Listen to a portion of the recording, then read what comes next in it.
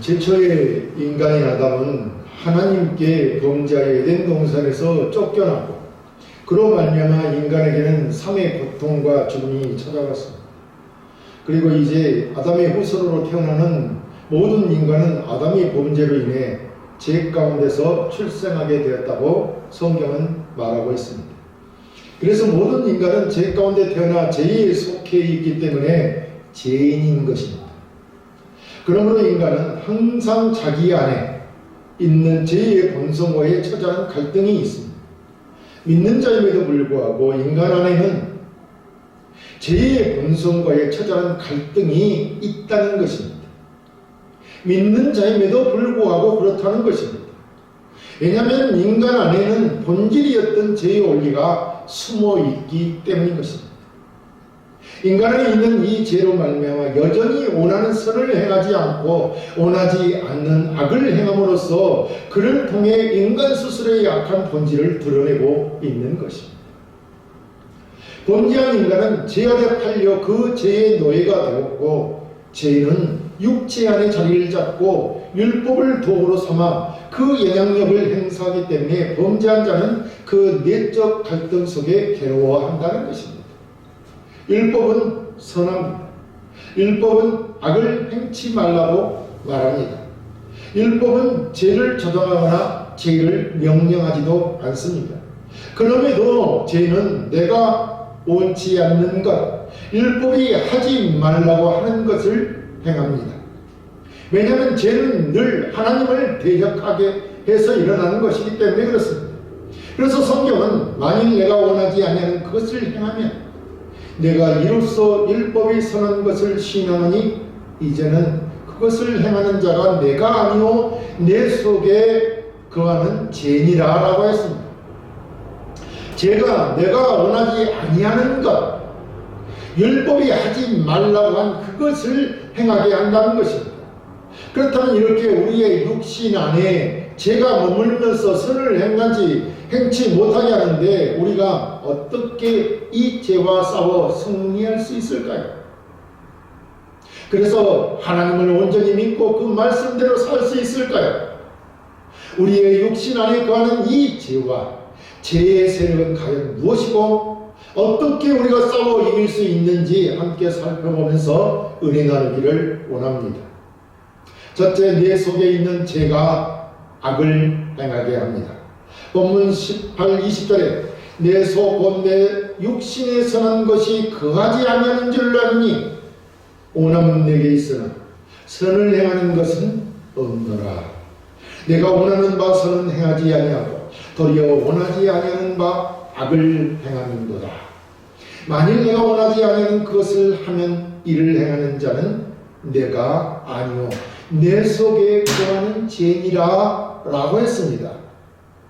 오늘 말씀은 우리가 정신을 집중해서 보아야 하는 말씀입니다.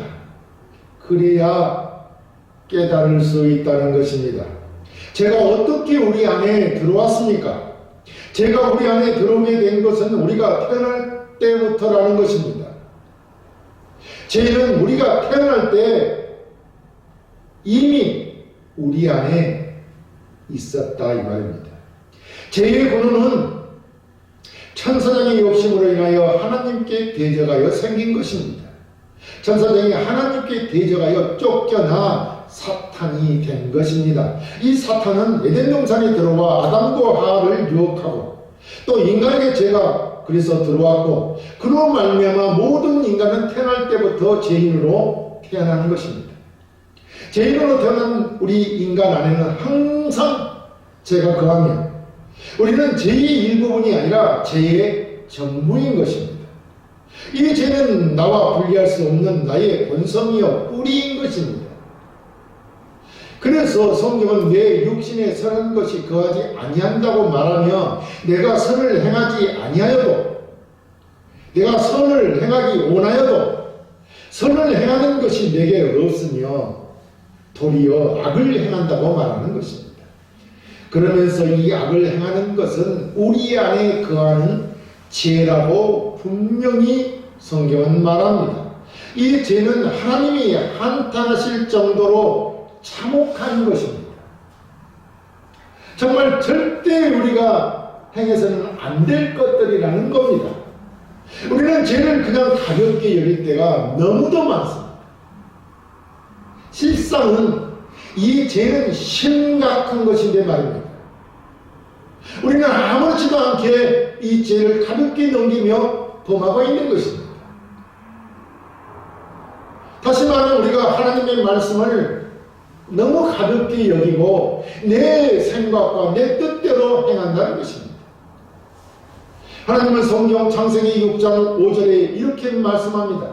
사람의 죄악이 세상에 가득하고 또 인간의 마음으로 생각하는 모든 계획이 항상 악하다고 말씀하셨습니다.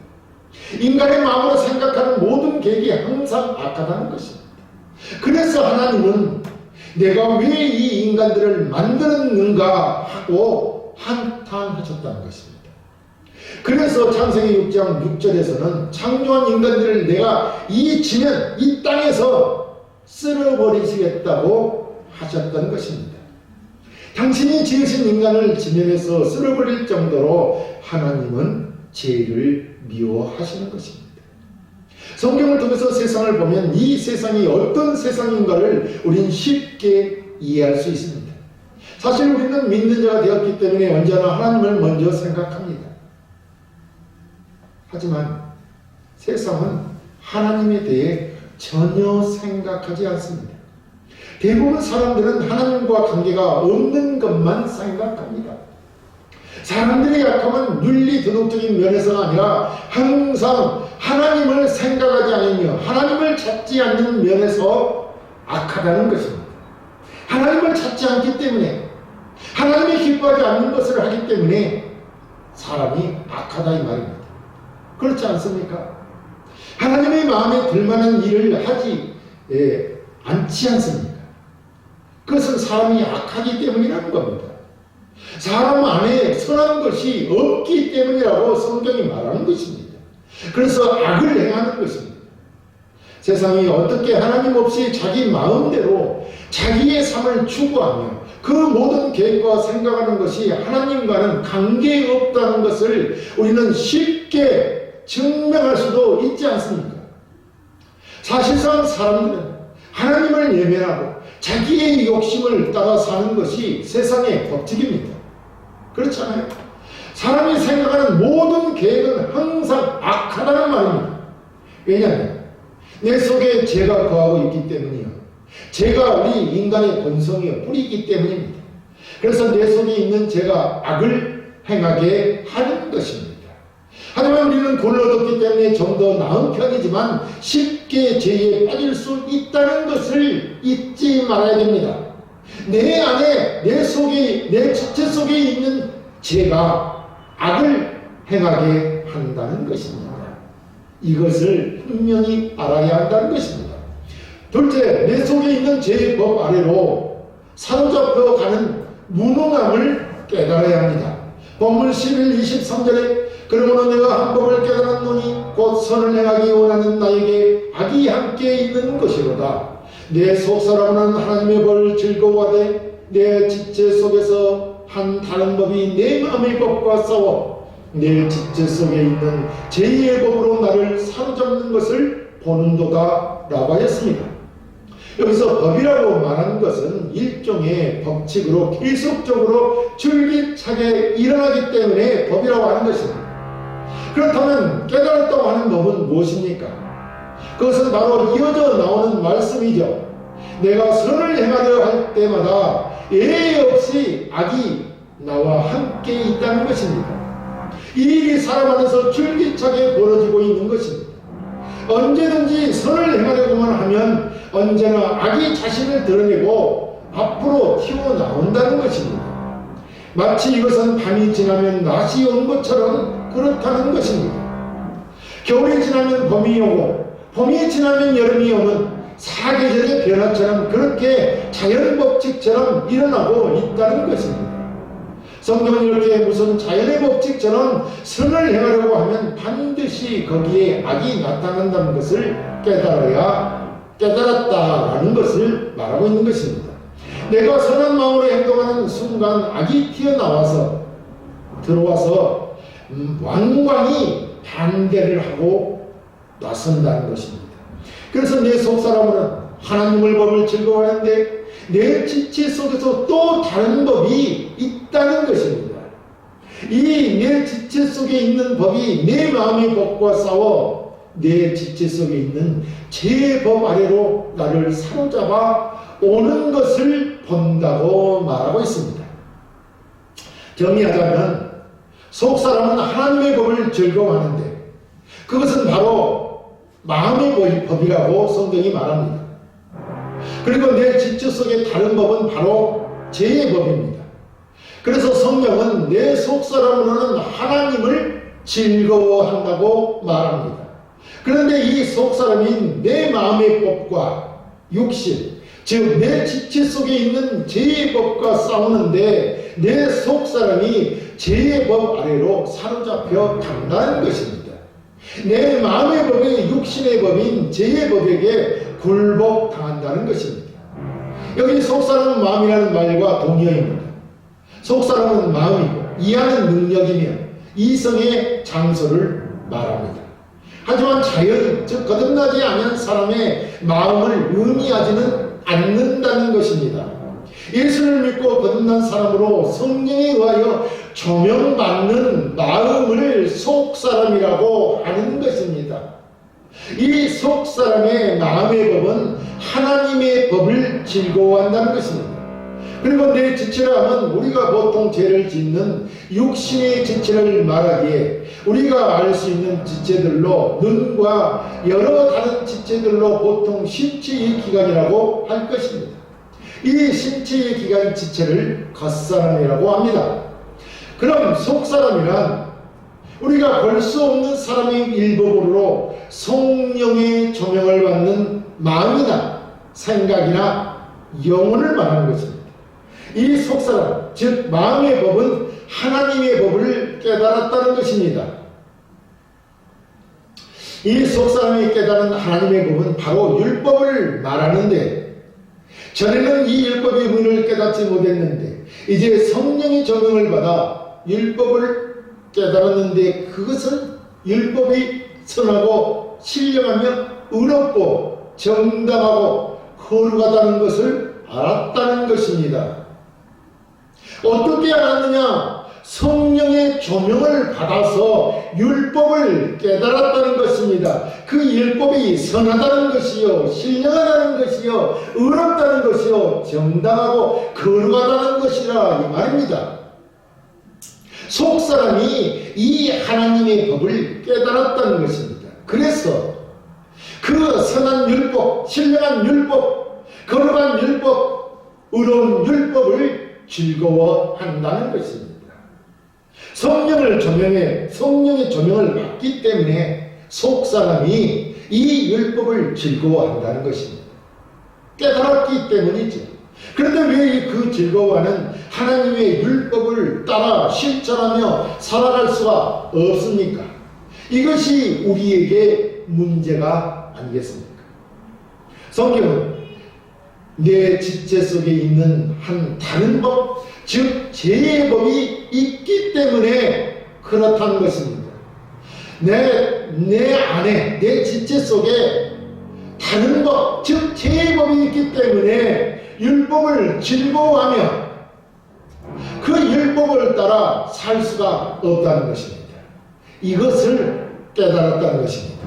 그러니까 내 지체 속에 있는 죄의 법이 마음의 법보다 강하여 나를 사로잡아 가는 법칙이 있기 때문에 율법을 좋아하고 사모할지라도 그 마음의 법을 지킬 수 없다는 것입니다.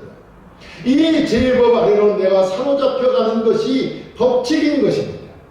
왜 사람이 죄의 법 아래로 사로잡혀가느냐 하면 저들의 방법이 너무도 우리 욕심을 가진 인간에게는 매력적이고 우리 인간을 유혹하기에 충분하기 때문에 우리는 죄법 아래로 사로잡혀 끌려가는 것입니다.